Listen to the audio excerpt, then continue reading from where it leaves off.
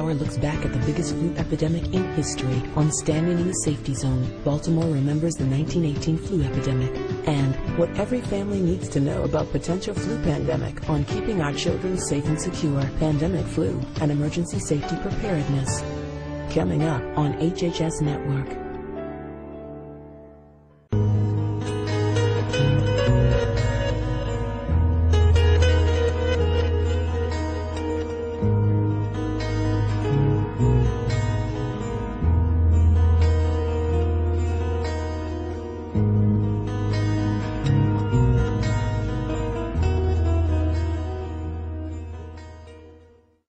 As you are about to learn, the real bioterrorists produce illegitimate programming called propaganda for profit. The real villains are those who spread fear and loathing for financial gain, power, and control. Come to a place that's new and unique, a place of health, well-being, and preparedness, where connection leads to inspiration and empowerment. Come to the HHS. Come to the HHS.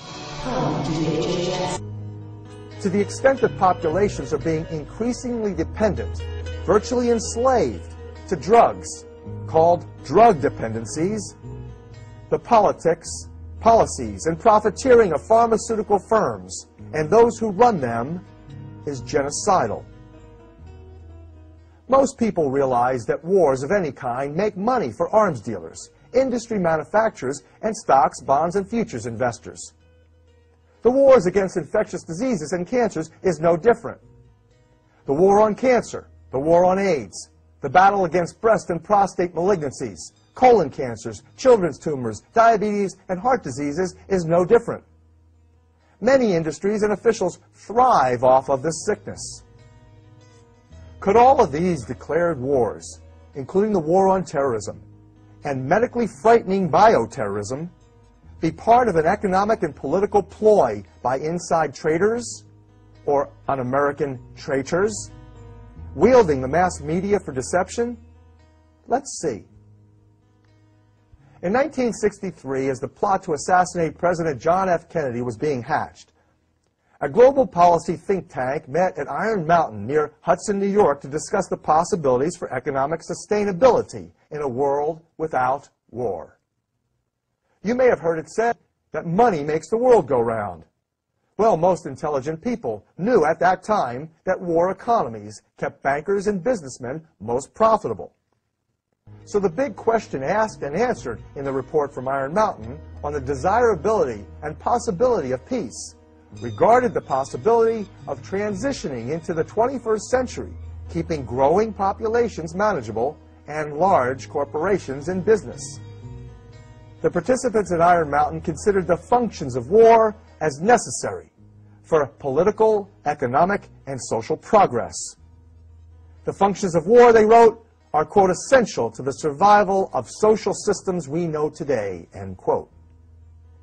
Under political requirements, the report stated, a viable political substitute for war must posit a generalized external menace to each society of a nature and degree sufficient to require the organization and acceptance of political authority. In other words, a form of controlled life with threats other than large-scale devastating wars was considered.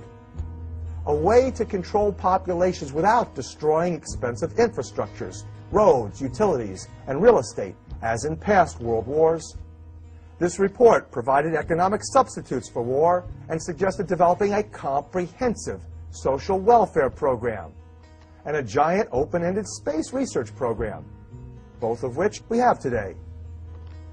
Political substitutes for war included, quote, an omnipresent, virtually omnipotent international police force, end quote. The current global war on terrorism assures this. And fictitious alternate enemies, about which this documentary speaks, is evident in today's focus on terrorism. But who are the deadliest terrorists, really?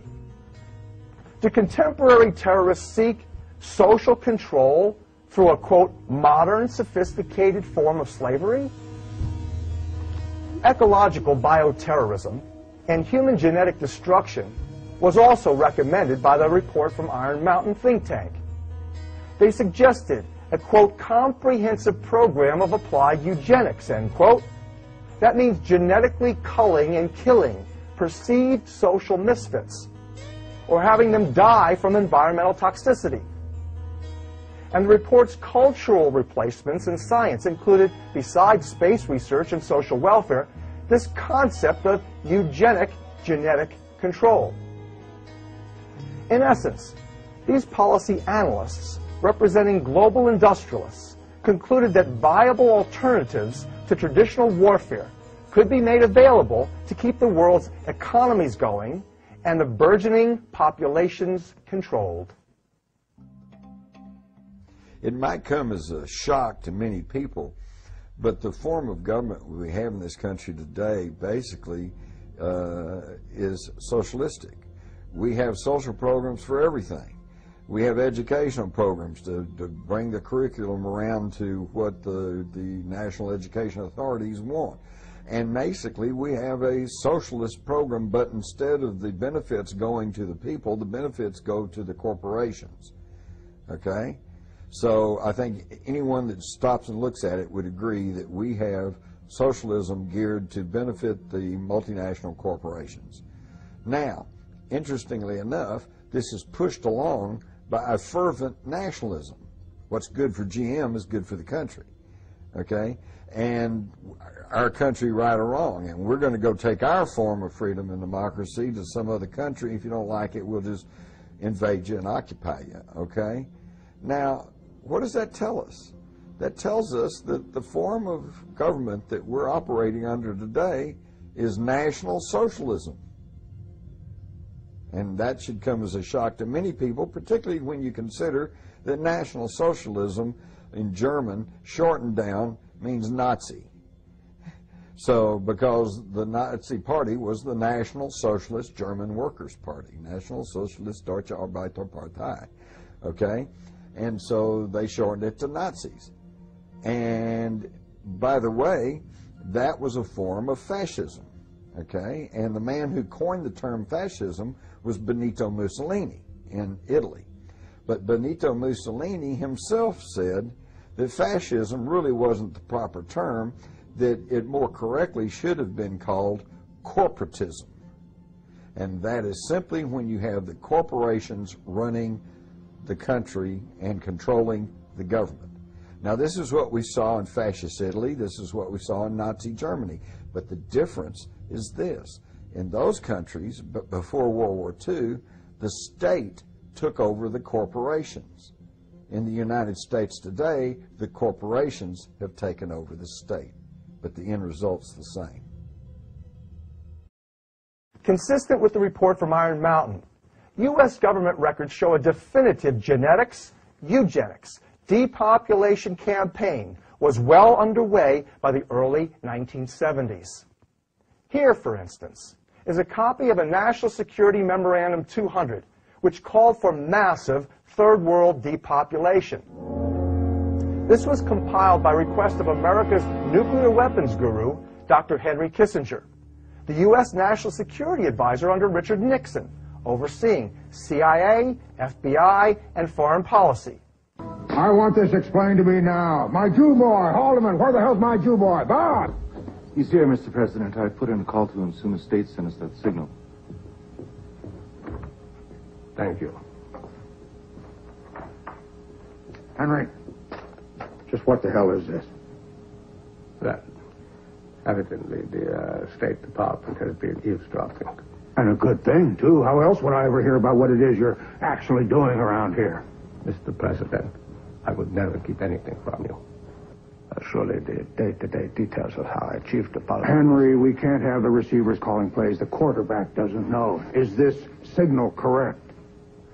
Well, you see, this is the point, Mr. President. We cannot truly say. Not at the moment.